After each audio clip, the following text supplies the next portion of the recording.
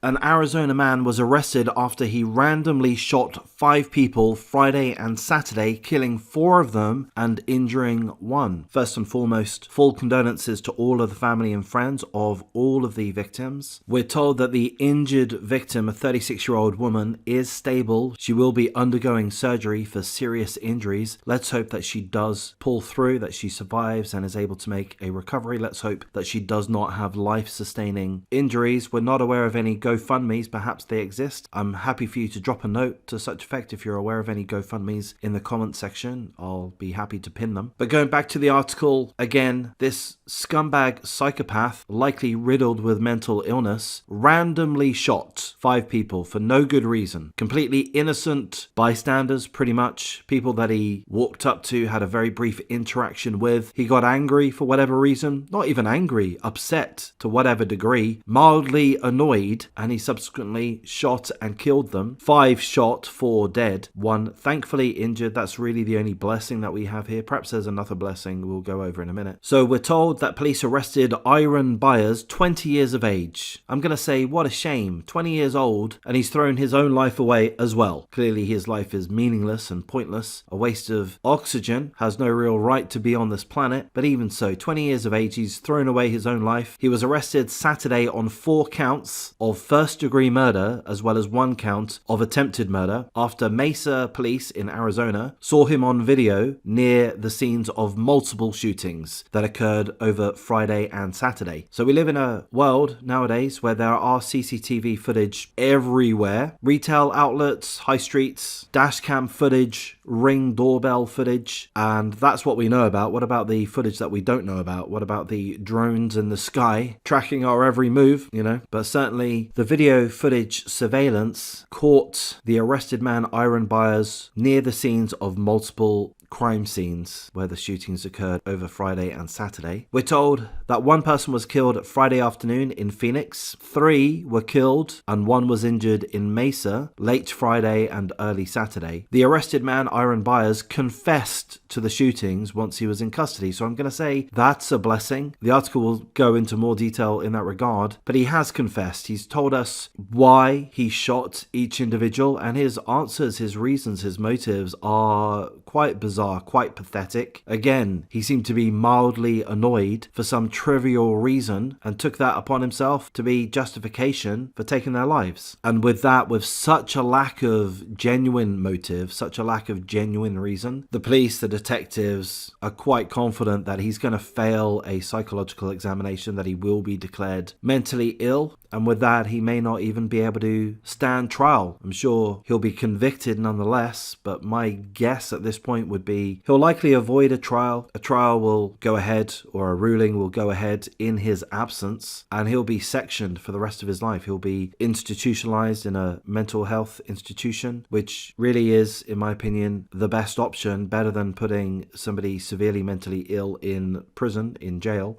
They need to be somewhere where the facility has the right resources, the right staff, the right medication to be able to handle such a rotten human being. So we're going to go through some of the bizarre motives that he's given. The shooter told detectives that he shot the injured woman, again 36 years of age. She's about to undergo surgery for serious injuries. Let's pray for her recovery and survival. But he shot her because she made him mad. They'd been talking briefly. He got angry. So what did he do? Well, he shot her in the face. Then he wasn't 100% sure that she was dead, so he shot her another time. So he shot her at least twice, at least once in the face. So that's intent to kill, quite obviously. In regards to the Phoenix victim, who was killed around 2:45 p.m. Friday, the murderer shot the man in the head. Why? Well, because the victim was abusing fentanyl, and the shooter didn't appreciate that because the shooter's brother also abused fentanyl. So he got angry again, or at least mildly annoyed. So he shot that victim in Phoenix in the head. He died. The shooter has told detectives that the victim wasn't armed and posed no threat. So completely needless killing. No need. The only motive that the shooter didn't agree with the victim's drug use, that was it. Enough justification to kill the man. Then the shooter got on a bus, went on his merry way, and tragically bumped into his next victims. So we're told that the deceased victims in Mesa, 19 miles southeast of Phoenix, are a 41-year-old man who was found dead at around 10:30 p.m. Friday at Beverly Park, and also a 41-year-old man who was found dead at around 1 a.m. Saturday outside of a bus station on South Country Club Road. Another man, an adult man, was found at around 2 a.m. Saturday South Extension Road, less than 3/4 of a mile from Beverly Park, and seemingly that fourth murder victim hasn't yet been identified by the police. Seemingly, that's my interpretation. None of the victims have been publicly identified at this stage. Perhaps they will be, perhaps they won't be, perhaps it's unnecessary to publicly identify the victims given that the shooter has been detained and he's been held without bond. So well done, Arizona, that's the right thing to do. When you have a prime suspect, especially when they confess to a heinous crime, in this case multiple murders and also attempted murder, yeah, there's no need to present them with a bond which presents them with the possibility to be released to walk the streets again. You need this scumbag to be locked up for the rest of their lives, either in jail or I would say in a mental institution. So perhaps the families of the victims wouldn't want the victims' details released. I believe that's quite commonly the case. In some regards, it serves no purpose to release the details of the victims. But again, there may be some GoFundMes out there, and if there are, just drop a note, point me in the right direction. I'm happy to pin a link or such. So we're told that the shooter told detectives that the 41-year-old man found dead in Beverly Park was talking about blues. So the shooter shot him in the head. We're told that blues is a nickname for counterfeit opioid pills that contain fentanyl. So the 41-year-old man found dead in Beverly Park was once more talking about drugs. This offended the shooter. So being slightly offended, the shooter took it upon himself to shoot the 41-year-old man again in the head, taking his life just because the shooter was mildly annoyed. The shooter shot the 41-year-old man found dead on South Country Club Road. He was also shot in the head because he wanted to smoke blues. The shooter wanted to smoke weed, but the victim wanted to smoke blues, again being counterfeit opioid pills that contain fentanyl. This mildly annoyed the shooter, so the shooter took that man's life too. Senseless, needless. The shooter told police that he shot the person believed to be a man found on South Extension Road in the head once more after they met walking on the railroad tracks because the victim was homeless and not from around here. We're told that the victim fell down a nearby hill, which I presume was after he was shot, at which point the shooter continued to shoot him. So here is this man who I agree is almost certainly severely mentally ill, just an absolute, whatever it is, psychopath, or, you know, if he's, I don't know, my take on it, my guess, I'm not a psychologist by any means, but my guess is that he seems more of a psychopath or a sociopath or such, rather than somebody suffering from delusion, from hallucinations. You know, there's no reference to he thought the victims were going to attack him or were trying to kill him. Doesn't seem to be the actions of somebody who's a paranoid schizophrenic. By the way, I don't know what I'm talking about. I'm just speculating, of course. I'm a layman in this regard. But it strikes me that he wasn't suffering from those kind of hallucinations or delusions. So as we said earlier on in the video, officers saw the shooter on security video taken from multiple cameras, including a residential ring camera, doorbell camera, and a camera on the light rail system. In all of the videos, the shooter was wearing the same clothes reported by witnesses at the time of the shootings. Spent shell cases were found at the shootings as well. They're a match for the same handgun. And again, the shooter has confessed. He's told the detectives that he did indeed shoot and kill 4 men in the head for no good reason. And he also attempted to kill a 36-year-old woman who was also shot in the head, but thankfully she has survived thus far. In stable condition, we're told, but about to undergo major surgery. Again, let's pray for her welfare. So he has confessed, and with that he's been held without bond. So I'm going to say that, in my opinion, I appreciate the surveillance. I appreciate cameras. I don't particularly like to be on camera. I've got a YouTube channel. You won't see me on camera anytime soon. Maybe one day, once I get my 2,000 memberships perhaps. I don't like being on camera, but if cameras and if the proliferation of cameras aids in finding, arresting, prosecuting culprits of heinous crimes, then I support surveillance. Ultimately, it doesn't bother me. I'm not going to be be arrested because I was caught doing something wrong on camera, probably, because I don't go around doing wrong things. I'm a law-abiding citizen, and I appreciate having some level of protection from the authorities. So this guy, 20 years of age, mentally ill, or a psychopath, committing a whole series of random acts of violence, shocking, devastating to all those that are touched by these murders. The family and friends, colleagues, co-workers of the victims, they have been awakened to the fact that there are psychopathic murderers out there that will commit heinous random acts of violence and take people's lives away. They are now acutely aware of that. That's going to be traumatic for people. That's going to change their outlook on life. That's going to make life scarier for them. They're going to be more fearful of what could happen to them and other members of their family, their friends, etc. That's going to alter their behavior. Their confidence is going to be hampered by being touched by these tragedies. It's going to send ripples throughout Phoenix and particularly Mesa. Am I exaggerating? I mean, maybe.